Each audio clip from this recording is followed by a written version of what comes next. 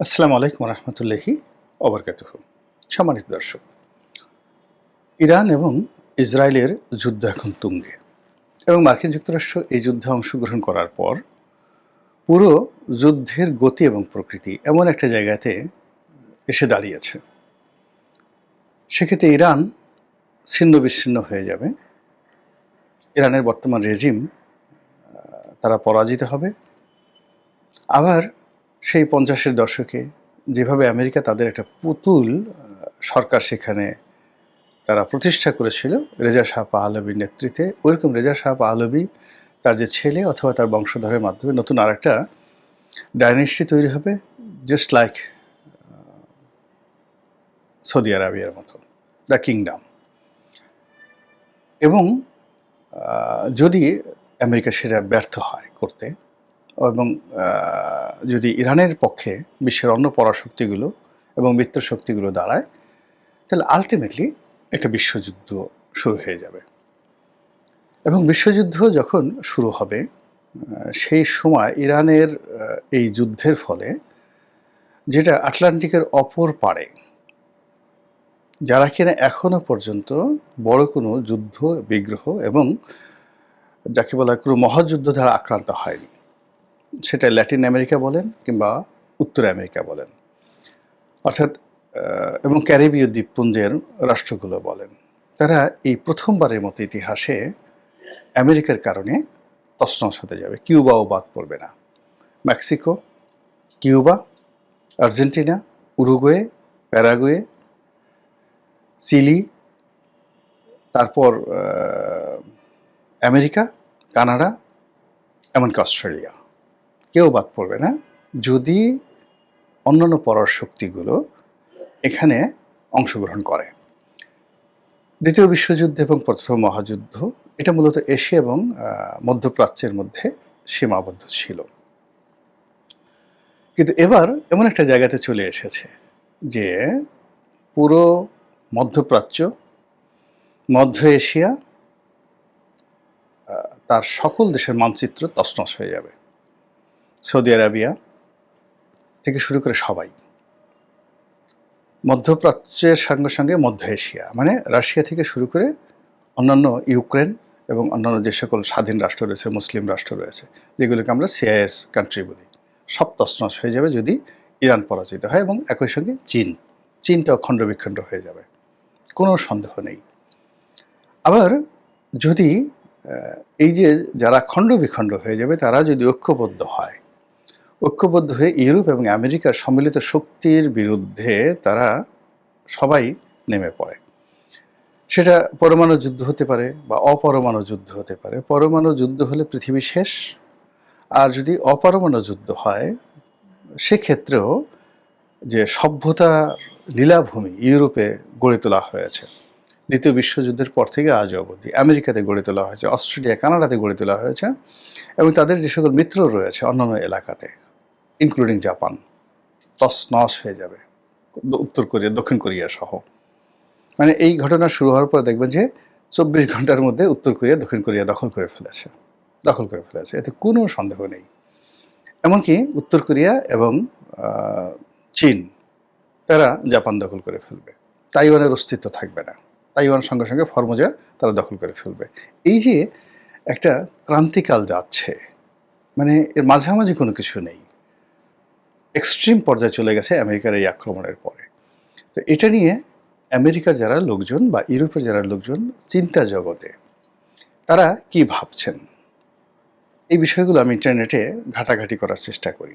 তো সেখানে দেখলাম বার্নি স্যান্ডার্সের মতো বিখ্যাত যারা সেনেটর রয়েছেন, থিঙ্ক ট্যাঙ্ক রয়েছেন, তারা যেভাবে এই যুদ্ধের বিপক্ষে কথা বলছেন। ইংল্যান্ড বলছে, স্বয়ং ইংল্যান্ডের প্রধানমন্ত্রী স্যার কিয়ার স্টারমার তিনি আমেরিকাকে সতর্ক করেছেন এই যুদ্ধে না জড়ানোর জন্য, কিন্তু আমেরিকা ইংল্যান্ডকে যাকে বলা হয় বুড়ো আঙ্গুল দেখে যুদ্ধে জয়লাভ করে ফেলে, মানে যুদ্ধে অংশগ্রহণ করে ফেলেছে।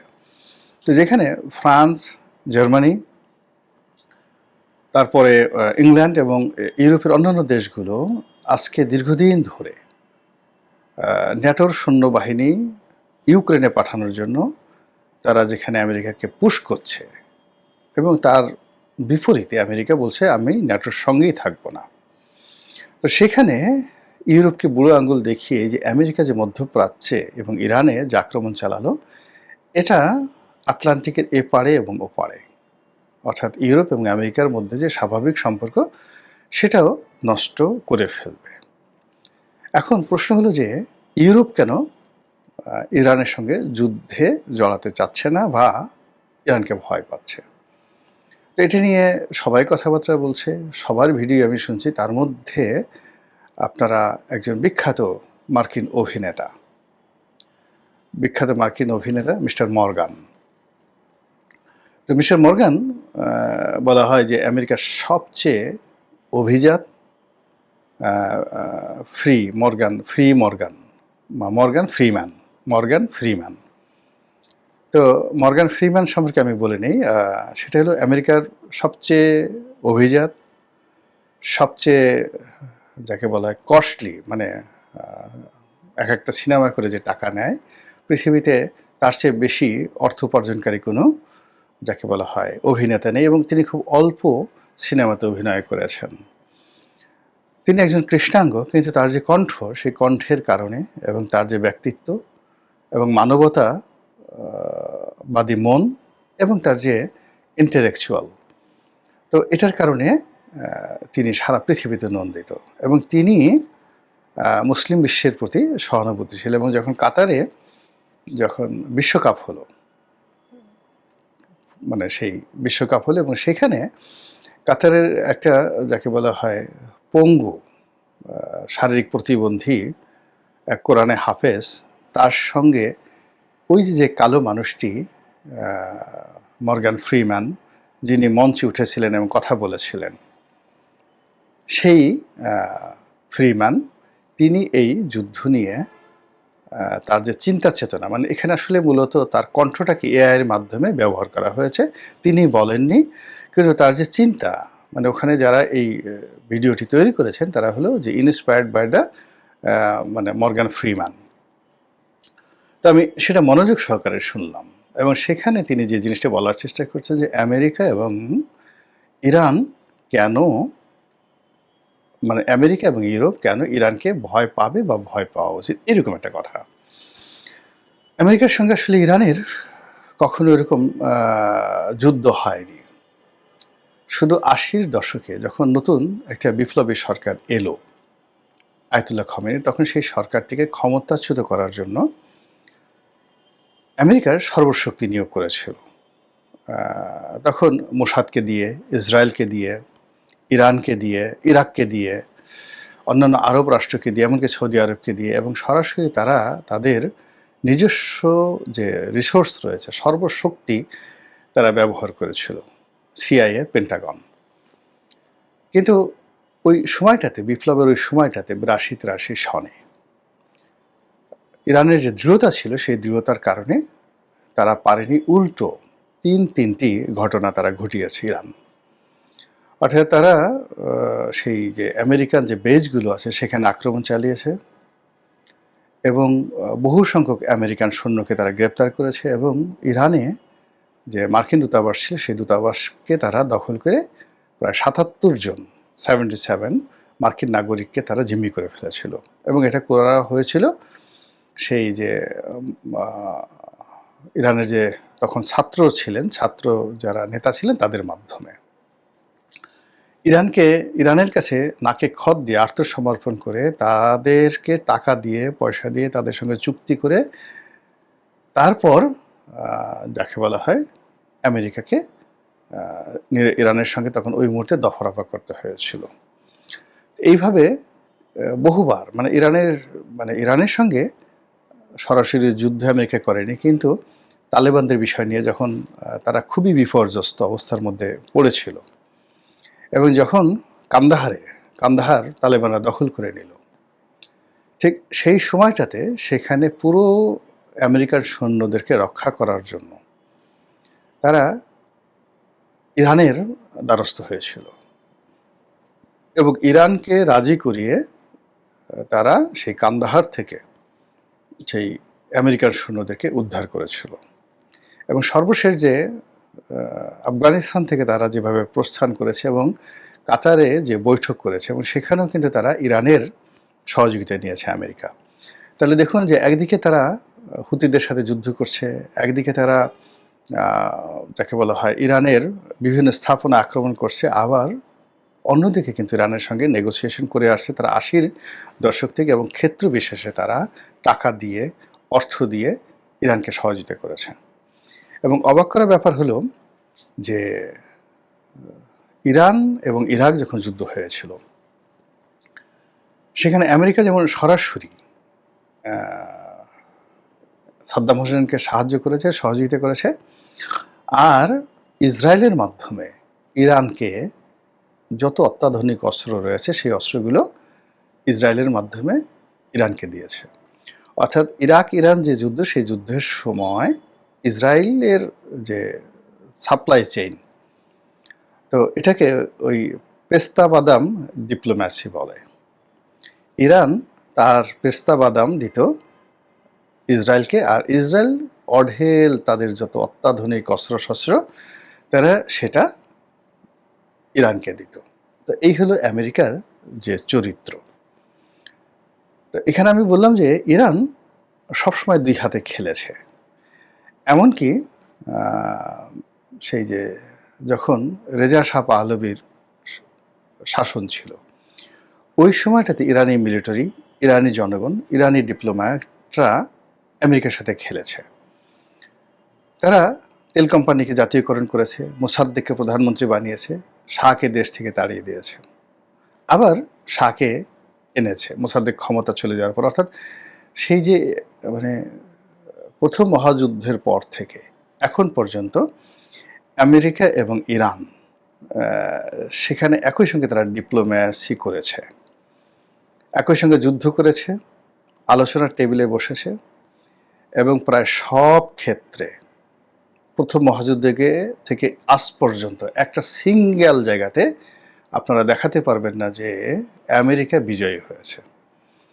তারা ওখানে বিনিয়োগ করেছে এবং ওখানে পরাজিত হয়েছে। এবং আপনি চিন্তা করুন যে প্রায় ৩০-৩৫ বছর যে রেজা শাহ পাহলভী ইরানকে শাসন করেছে, আমেরিকার যাকে বলে আজ সৌদি আরব যেভাবে করছে ঠিক এইভাবে। এবং যখন রেজা শাহ পাহলভী পালিয়ে আসলেন তখন ইরানের হুমকিতে তাকে কিন্তু জায়গা দেওয়া হয়নি। অর্থাৎ জেরাল্ড ফোর্ডের যে সরকার তাকে সেখানে জায়গা দেয়নি। ইউরোপও ইটালিও তাকে জায়গা দেয়নি। পরবর্তীতে তিনি তার আত্মীয় সেই মিশরে আছে, ওই পরিবারে তিনি বিয়ে করেছিলেন, সেখানে মিশরে এসে সেখানে শেষ নিঃশ্বাস ত্যাগ করেন। এই হলো আমেরিকা। আমেরিকা ইরানের সাথে বারবার লড়াই করার চেষ্টা করেছে, ইরানকে ক্ষতিগ্রস্ত করেছে অর্থনৈতিকভাবে, সামরিকভাবে, ইরানের বহু মানুষকে মেরেছে। কিন্তু কূটনীতিতে সেই প্রথম মহাযুদ্ধ থেকে একেবারে আজকের দিন পর্যন্ত সবসময় কিন্তু অর্থনৈতিকভাবে, সামরিকভাবে আমেরিকা বারবার ইরানের কাছে ধরা খেয়েছে। ইরানের অর্থনীতির তুলনায় আমেরিকার অর্থনীতি অনেক বড়, ইরানের সামরিক শক্তির চাইতে আমেরিকার সামরিক শক্তি অনেক বড়, যার জন্য এই যে ইরান দ্বারা আমেরিকা যে ক্ষতিগ্রস্ত হয়েছে এটা আমেরিকার জনগণ এখনো বুঝতে পারেনি। তো এই জিনিসটি সেই মর্গ্যান ফ্রিম্যান তার কণ্ঠ ব্যবহার করে এরকম একটা ভিডিও তৈরি করা হয়েছে যে এই হলো প্রথম দর্শকের অবস্থা। কিন্তু ইউরোপের সঙ্গে যাকে বলা হয় তাদের যে সম্পর্ক, ইউরোপের সঙ্গে ইরানের যে যুদ্ধ, ইরানের যে সম্পর্ক, এটা হাজার হাজার বছরের।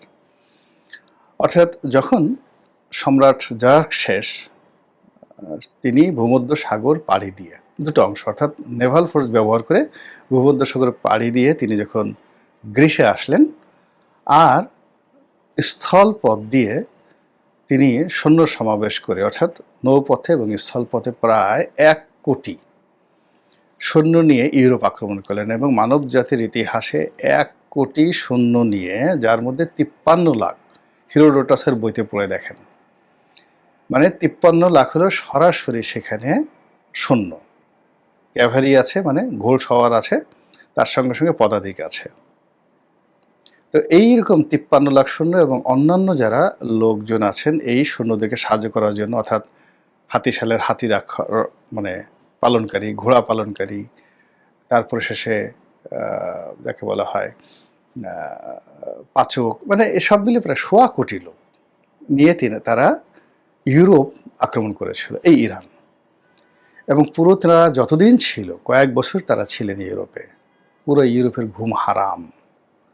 ওই ইউরোপের ভয়, যে পারস্য ভীতি এখন পর্যন্ত রয়ে গেছে। এবং পরবর্তীতে যখন পারস্যের ডাইনেস্টি গেছে, ইউরোপের একটা চিঠি, মানে পারস্য সুলতান বা পারস্যের সম্রাট একটা চিঠি ইউরোপের কোনো রাজাকে দিলে সেই রাজ্যের ঘুম হারাম হয়ে যেত। এই গেল সেই প্রাচীন দুনিয়াতে। মধ্যযুগে অবস্থা আরও খারাপ ছিল ইউরোপে। অর্থাৎ এখানে আলেকজান্ডার, অর্থাৎ প্রথম যুদ্ধটা আলেকজান্ডার এখানে আসছে, এবং আলেকজান্ডারের সেখানে থাকতে পারেনি, ইরানে থাকতে পারেনি। তিনি ইরান থেকে এসে ইরাক জয় করলেন, ব্যাবিলন জয় করলেন, কিন্তু ব্যাবিলনও তিনি থাকতে পারেননি। ব্যাবিলন থেকে তিনি চলে গেলেন সেই যাকে বলা হয় আজকের যে প্যালেস্টাইন, সেখানে। তারপরে তিনি সেখান থেকে ঢুকলেন মধ্য এশিয়াতে, সমরকন্দ, বুখারাতে। সেখান থেকে আসলেন আফগানিস্তান। আফগানিস্তান থেকে তিনি ভারতে আসলেন এবং এখানে এসে তিনি রীতিমতো জীবন মৃত্যুর সম্মুখীন হয়ে গেলেন, মারাত্মকভাবে আহত হয়ে গেলেন এবং গিয়ে ব্যাবিলনে মারা পড়লেন। ফলে আমরা তাকে যেভাবে বিশ্ব বিজয়ী বলি, তিনি ইরানে ধ্বংস সাধন করেছেন, ইরানের পার্সিপলিসকে জ্বালিয়ে পুড়ে ছারখার করে দিয়েছেন, আজকের আমেরিকার মতো পুরো একটা রাজধানী, পৃথিবীর সবচেয়ে মেগা সিটি পার্সিপলিস। তো একজন পতিতার কবলে পড়ে, সেই পতিতার প্রেমে মুগ্ধ হয়ে তিনি পতিতার কথা মতো সেই পার্সিপলিস জ্বালিয়ে দিয়েছিলেন আলেকজান্ডার, কিন্তু তিনি থাকতে পারেননি।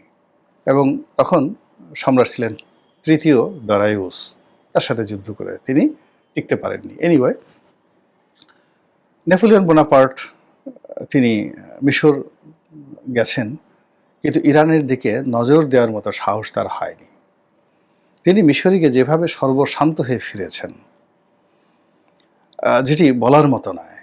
তার পুরো নেভাল ফোর্স মানে ধ্বংস হয়ে গিয়েছিল। এবং নেপোলিয়নের জীবনের যে পরাজয়, সে পরাজয়টা এই মধ্যপ্রাচ্য থেকে চলে এসেছে। এইভাবে বহু ইতিহাস ইউরোপের পরতে পরতে রয়েছে। পারস্যের সঙ্গে যুদ্ধের যে ফলাফল তারা হাড়ে হাড়ে টের পেয়েছে। একইভাবে ইউরোপের দুটো অংশ, পশ্চিম ইউরোপ এবং পূর্ব ইউরোপ। পূর্ব ইউরোপ সবসময়ই তারা অটোম্যানদের সময় যখন ছিলেন তখন, রাশিয়ার অধীন যখন ছিলেন তখন, সবসময় তারা ইরানকে মানে প্রভু মেনে তারা তাদের মন ও মস্তিষ্ক তৈরি করে ফেলেছে। ফলে এই যে এখন যে একটা যুদ্ধের দামাবাবা আছে, তো এতদিন জর্ডানের সাথে যুদ্ধ করেছে ইসরায়েল, তারপরে মিশরের সাথে যুদ্ধ করেছে, সৌদি আরবের সঙ্গে যুদ্ধ করেছে,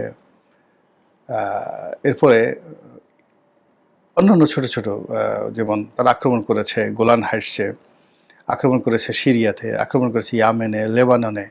কিন্তু ইরানের মতো একটা রাষ্ট্রের সঙ্গে এই প্রথম যখন তারা সরাসরি যুদ্ধে চলে গেল ইসরায়েল, এটার যে পরিণতি ইতিহাসে যেভাবে লেখা আছে, সেখানে ইতিহাস বারবার ফিরে আসে। সেটাই ইউরোপ এবং আমেরিকা, তাদের যারা থিঙ্ক ট্যাঙ্ক, তারা নিজেদের মধ্যে আলোচনা করছে এবং ভয় পাচ্ছে যে এই যে ইরানের যে জাতি এবং ইরানের যে হাজার বছরের যে যুদ্ধের ইতিহাস, সেই যুদ্ধের ইতিহাসে তারা যাকে বলা হয় বহুবার এমন ঘটনা ঘটেছে। আজ যদি তাদের যেটা হিরোডোটাসের বইতে আছে, লিডিয়া এবং মিডিয়ার যুদ্ধ, তো লিডিয়া এবং মিডিয়ার যে যুদ্ধে লিডিয়াকে, অর্থাৎ ইউরোপের সবচেয়ে বড় রাজা ক্রেশাসকে, পারস্যের রাজা, তখন পারস্যের নাম ছিল মিডিয়া, পারস্যের রাজা সাইরাস যেভাবে পরাজিত করেছিলেন, আপনি যদি ধরেন আজকের ভুটানের রাজার কাছে যদি ডোনাল্ড ট্রাম্প পরাজিত হয়, আমেরিকা পরাজিত হয়, এবং যুদ্ধক্ষেত্রে যদি ডোনাল্ড ট্রাম্প গ্রেপ্তার হন এবং তাকে শিকল পরিয়ে ভুটানের রাজার সামনে দাঁড় করানো হয়, তারপর ভুটানের রাজা সেই ডোনাল্ড ট্রাম্পকে দেখে তিনি মায়া করলেন, ক্ষমা করে দিলেন এবং বললেন যে আপনার একমাত্র শাস্তি হলো আপনি বাকি জীবন আমার মন্ত্রী হিসেবে, অ্যাজ মাই প্রাইম মিনিস্টার হিসেবে আমার সঙ্গে থাকবেন, আমার রাজধানীতে থাকবেন এবং you will act just like my prime minister. এই দৃশ্যটা আপনার কাছে কি মনে হবে? গল্প? অবাস্তব? প্রাচীন দুনিয়াতে এমন ঘটনাই ঘটেছে। অর্থাৎ ক্রেশাসের যে রাজবংশ, more than 100 years they rule the whole Europe. ইউরোপে মানে লিডিয়ার চেয়ে বড় কোনো রাজত্ব ছিল না। আর একজন সামন্ত রাজা, মানে মিডিয়া তখন একটা সামন্ত রাজা, সেই সামন্ত রাজা একেবারে তরুণ একজন, যাকে বলা হয় 22-23 বছরের একজন যুবক, সাইরাস দ্য গ্রেট, এইরকম সামন্ত রাজার সাথে এই যুদ্ধটা হলো এবং সেখানে পরাজিত হলো। এই হলো ইরানিয়ান নেশন, সেখান থেকে শুরু। তো যার জন্য এরকম একটা জাতিগোষ্ঠীর সঙ্গে আপনি যখন যুদ্ধ করবেন, আপনি কেন এই যে আফগানের তালেবান, কি আছে তালেবানের বলেন তো? তালেবানের সঙ্গে কেন আমেরিকা পারল না? কেন আফগানিস্তানের সঙ্গে সোভিয়েত ইউনিয়ন পারল না? বিশ্বের দুটো পরাশক্তিকে তারা তো এই 1980 সন থেকে এই পর্যন্ত দুটো পরাশক্তিকে তারা শেষ করে দিল।